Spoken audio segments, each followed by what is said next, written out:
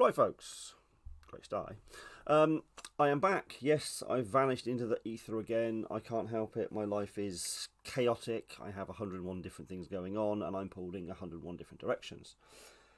But I have an hour or so to do some bits and pieces, and I thought I'd start with this nonsense because people keep saying, "When's your next video? When's your next video?" Why you want to see my next video? I have no idea. So I've scribbled some notes down. I'll do a review video. I took on board a lot of things you guys were saying about how to improve videos. Take me out of it, obviously. Put somebody else in. Anybody? Andy? Holloway? Do you want a job? Ellie? Anybody? Do you want to do this? Because, you know, then I get to watch people for a change. Stop rambling, you idiot. Right. There isn't much of a point to this video. It's a catch-up. I have one thing I wanted to cover because somebody asked me about how I was getting on with the GSG MP40 9mm blankfirer. And the answer is I had a few problems at first, which was due to the magazine. And so we will cover that because it's sort of important, really. When you get it, there are differences between this one and the new replacement magazine they've made. So they obviously know there's faults or issues with the one that tends to come with it. Now you can tell them apart between this one and the replacement one they're doing now. What happens is the rounds, sorry, these are all drilled out ones that have been shot. They're great for demonstration purposes or even given to the public so that they don't blow their hands off, because, you know, we know what the public can be like. Now what happens is when they're in there, it doesn't hold it well enough and they tend to misfeed due to them being allowed to come up at stupid angles. See? They just bend up. So that's what tends to happen with these, because the two bits at the top, whatever those little tangs are called, either side, are not strong enough. So they allow the bullet to bend like that, which obviously it shouldn't do, which tends it to go into the breech at an angle. Instead of being like that, it comes out like that and it slams into the top and therefore jams, or if you're lucky, just drops out the side. Now, what you get is, this is the old one, so the top's nice and flat, and the new one has two dimples on either side, which are, I assume, welded, whatever, glued, metal glue, if that's a thing. Obviously it's not. You can tell which is which by, hold on, let me get it in the light. There we go. This one, no, this one doesn't have the two little curves. Oh my god, it's a mirror image, isn't it? So it's impossible to point to. The two little curves either side. The two little curves are the new style magazine with the dimples, and when it's a flat rectangular hole, that's the old one. So if you start having problems, I wrote to the manufacturer, sorry, the distributor in the UK that supplies all the other companies like Soldier of Fortune.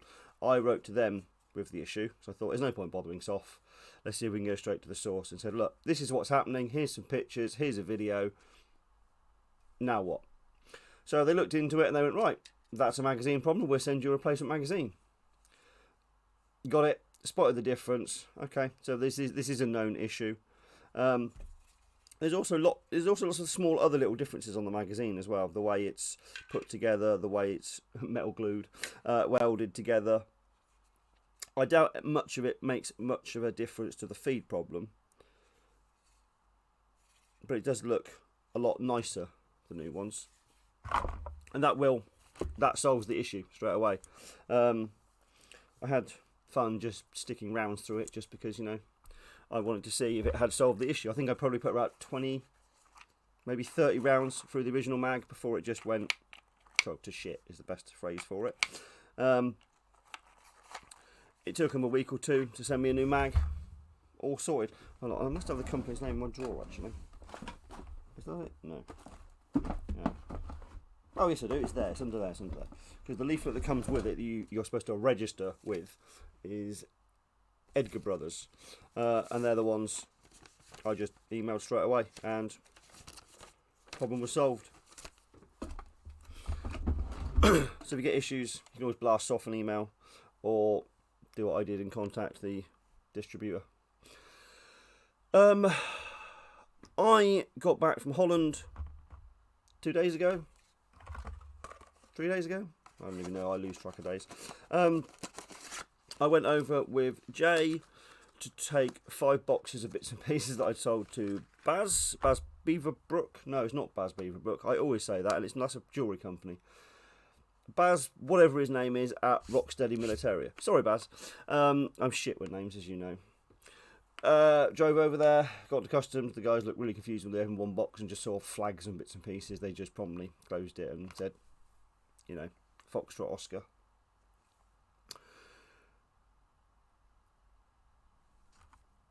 That was fine. I couldn't see if it was recording. My mouse was in the way.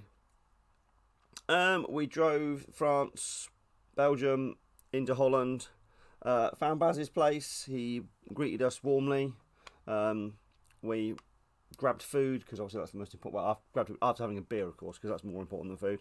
I did explain to him how fucking fussy I am. I don't think he quite understood. He ordered a burger, because obviously my Dutch is, well, I can say thank you. And hello, waar is het bier? Which is hello, where's the beer? The essentials, obviously. And this burger come, and I literally scraped out all of the sauce, the vegetables, the salad, all the other unhealthy stuff. And that gave me some sort of idea on how fucking fussy I am. After the dinner, he went through all the bits and pieces, found a couple of things which were at fault, you know, fake sneak into collections. I'm glad he picked them up. Baz went to work the next morning, just leaving me and Jay in his house shop. Very trusting. We then met up with a guy called Jeffrey. I can't remember his surname. Jay knew him from somewhere. We then went relic hunting in Nijmegen, which wasn't exactly what I expected to be doing, but, you know, and I'm sort of getting out of relic hunting, but I loved every minute. We didn't really find much. Well, I say we didn't find much. We didn't find much that was good. A Sten gun mag with a bullet hole through the bottom of it. A British jerry can. Odds and ends, mainly huge metal boxes. The sort of thing you see like bolted to the side of tanks and things like that for stowage. Other than that, no. That was it. But it was quite an easy dig. It was very enjoyable. Very strange, because you are literally right next to the public who walk, you know, about that far past your hole and, you know, peer in and ask. Well, I think they're asking what the hell we were doing. I don't know. I don't speak Dutch. But it seems like everybody in the Netherlands speaks English. Everybody. Very odd, because I don't know a single person in the UK who speaks Dutch. And the whole Dutch, Holland, Netherlands thing was confused me and Jay from day one. Holland is a province, apparently, as opposed to the Netherlands is all of it. At least that's my vague understanding. Almost jumped ahead then. Let's put this stupid thing down. Did come back with a few bits from Baz. A few squares of parachute silk found. I can't know if we said Arnhem or Nijmegen, one of the two. 2 pieces of that. It's nice because you can actually see the replicating pattern. A random piece of boxer shorts. Sorry, not boxer shorts. Cargo chute. It's the very top centre. And an absolutely huge. I don't think you can see how big this sort of is. It's, you know, it's a fair old size. Not found in Nijmegen or Arnhem. That was actually found in Belgium. Why it was found in Belgium, who knows? The Americans obviously dropped somebody at some point into Belgium, and I'm sure they did every other country, as well as the invasions. Obviously, people were dropping in all over the place during World War II. For everything from sneaky beaky stuff to big events like Normandy and Arnhem. The thing I almost jumped towards, how I put it away, probably.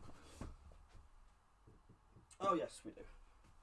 So as the French manuals are done, I promised I would do the Dutch ones next. I thought I'd be doing the German ones, but more people seem to want the Dutch ones. So I now own a copy of DM3607, the phrase book. The language guide is still on its way to me. Postal service, right? As if people aren't complaining enough to me when where the stuff is I'm sending out, stuff never arrives here either. Oh joy.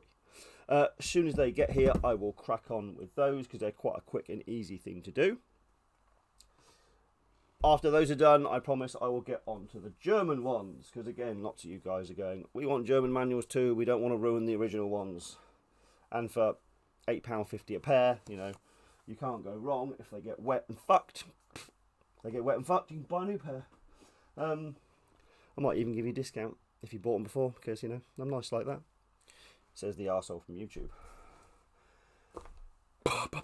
What else is on? I wrote a list. Well, if you call that a list and not just scribbleized notes. I also got some Barbasol from Baz, because weirdly I was missing the most common shaving cream. Also, the two ends of the packing case, the two sides of the box which say something, the other two sides Baz threw away. I don't know. I just got the two ends, which I thought were great to go behind things in the display cabinet. The Berlin Buzz Boys book, the 8th Air Force Fighter Squadron Jidnod group, whoever they would be, is flying to be completed. It's coming along so fast, amazing. That's for Russ Abbey. I'm actually quite excited to get that done. I'm working through month by month for the War Diary at the moment, and I get to September. Oh, Operation Market Garden, awesome. So every now and again there's something that interests me, and I have no interest in plain shit at all, as most of you are aware.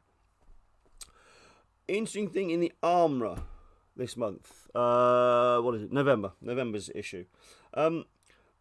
A Panther tank captured by 4th Battalion Coldstream Guards of the 6th Guards Independent Tank Brigade. They captured a Panther intact. They wanted to have a captured Panther squad, platoon, whatever you call tanks as a group. However, the plan never really came about. They captured a Panther intact, and all the tanks in 4th Battalion Coldstream Guards are named after birds. There's wren, there's swallow, there's all these sorts of things. So they named the Panther Cuckoo, and it's about what happened to this Panther, where it went, and what events, what battles it was involved with. It's something really different. I really enjoyed it. So keep a lookout for that if you're a fan of the Armourer. I love it. I think it's great because it covers everything. And no, we're not being sponsored by the Armourer, by the way. So, the things I was told to do to improve the website. I did start on that. I just went on a tangent, as per fucking usual. Make the video shorter.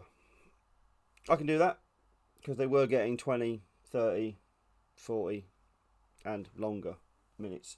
So I will keep them into smaller chunks. If you want to, watch one after the other because you're mental, that's fine. You can do what you like. I have no control over you guys, the way a lot of you have no control over me. Much to your dismay. Just anything else I need to mention. So, flying catch up, dull as shit video. There is, I believe, only one other thing to do. And that's say hi, Beth. Now, of all the people that watch these videos, and I think I have mentioned her before on an odd occasion, if not to other people when I talk about my stupid videos, of all the people that watch these, I'd imagine, 99% are people interested in militaria, reenacting living history. However, now Beth being the example, Beth is my son's girlfriend, who I can probably only summarise as she watches my videos because I'm an arse, and actually asks my son, when is he making more videos? Beth, you fucking nuts. Why you watch this shit? I have no idea, but whatever. Yeah. Hi, Beth. Bye, Beth. Bye, everyone. Told you it was short.